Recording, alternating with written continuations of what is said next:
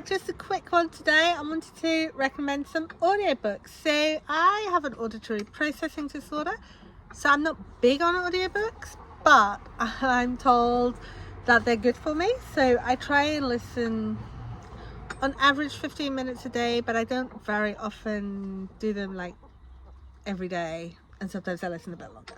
So that's where I'm coming from. And I was just listening to One Italian Summer by Rebecca Searle, and it's read by, and this is an actor who I've loved for a long time but not realised I've been saying her name wrong. So it's read by Lauren Graham is her name, and I've been saying Graham because that's how I would naturally say that word, but she knows how to say her own name, so it's Lauren Graham.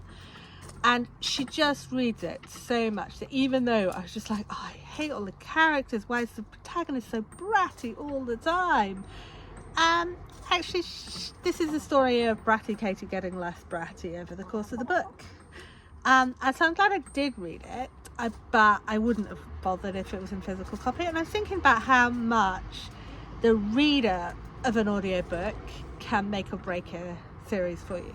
Right now, I'm also, as my audiobook, listening to, I've got two because I just got one out of the library and I had one that I was listening to already, so I put that one on hold while I switched over. The Next Wayward Children's book by Shauna Maguire, read by Shauna Maguire, and Astrophysics for People in a Hurry by Neil deGrasse Tyson, read by Neil deGrasse Tyson. And there is something about a book being read by its author that is just really, really lovely. I kind of got stuck on the way with children's stories, and I don't really know why. They're like, what happens if you go into a portal fantasy and then you come back and you have to live in the real world? And they're written with such compassion and love and care and wit and humour, and it's just brilliant books. And I've just started them, but and I was having a bit of a difficult day, so that's on me. But I know that Maguire is a brilliant reader as well, so that's my number one. And Neil deGrasse Tyson, oh my, he sounds as good as he looks. What more can you ask for? So yeah, a lot of it's stuff that was covered in Cosmos, which I did see a few years ago, and I'm surprised to hear that realise that I do remember it. So that's something. But if you wanted a quick, easy listening pop physics book, then Astrophysics for People in a Hurry by Neil deGrasse Tyson. The other ones I wanted to mention with read by the author, Becoming by Michelle Obama. Now, I'm sure she had a ghostwriter, but she read it herself for the audiobook, and she has a fantastic voice, very clear, very easy to understand.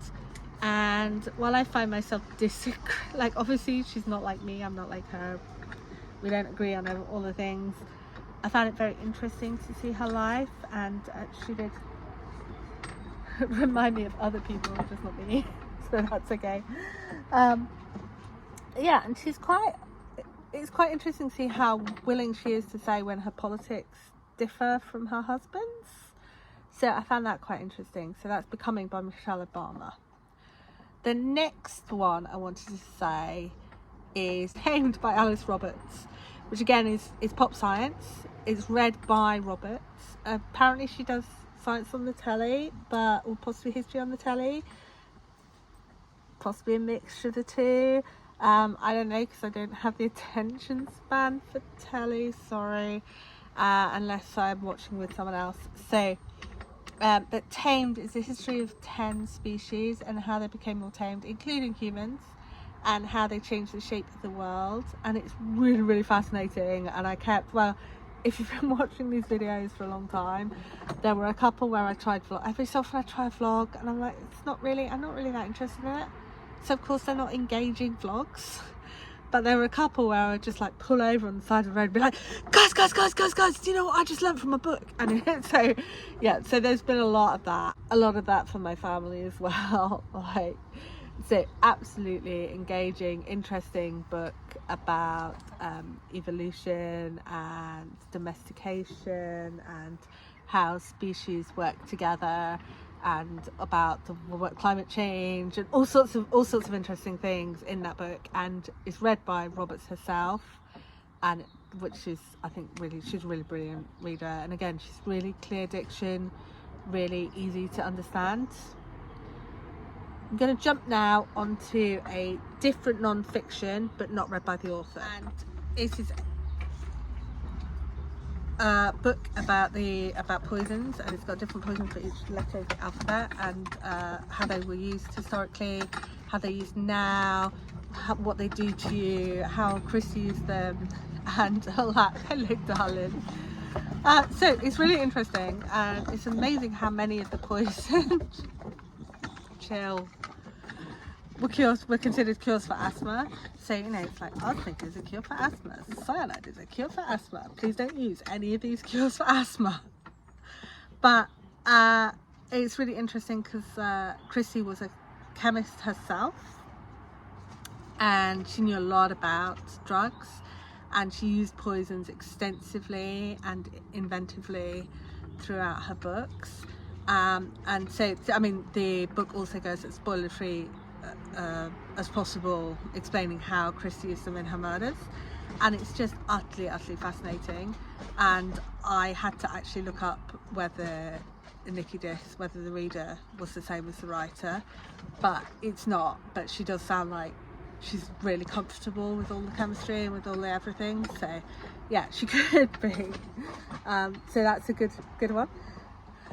Into fiction, I'd really like to recommend The Sweet Tea Witches by Amy Boyle, because they all read their first person, and the reader they have for them sounds like she absolutely could be the protagonist, and she's just absolutely adorable. And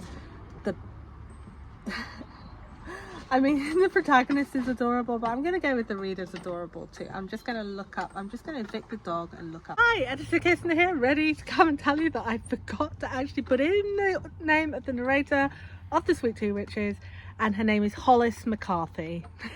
Another reader who I absolutely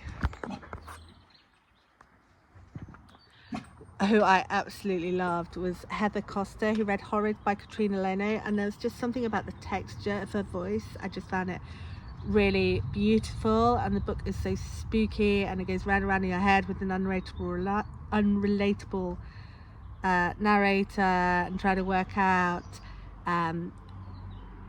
whether she's slowly going insane, and it's slowly unwinding through the course of the book, and it's really good, really beautiful. And and as I say, Costa's voice just did it for me. It was just brilliant. And the last one I want to mention is Wicked Bargain by Gabe Colnever, read by Vigo Ortiz, who is, again, it's another one like The Sweet Tea Witches, where the reader manages to get the voice of the first person narrator perfectly on.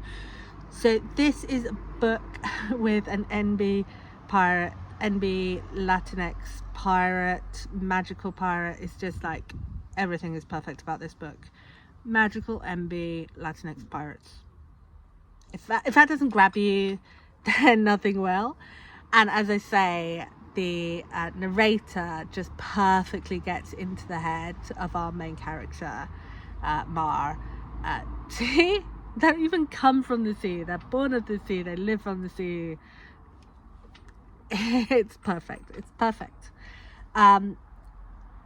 So again, a really absolutely perfect choice of narrator for the book, and obviously the book was brilliant as well, because it really lived up to its promises. So that's just a quick short selection of audiobooks, and if you've got any recommendations, then let me know, although I probably will then forget that you've recommended them as audiobooks and like put them in my, I don't know, I need to find a better way of separating out which books have been recommended to me as audio and which books are just look like good books, and see how it goes. But that's where I'm at for the moment. A bit of a mixed bunch. So if you like audio, hopefully you'll find something in there. And I will see you soon. Bye.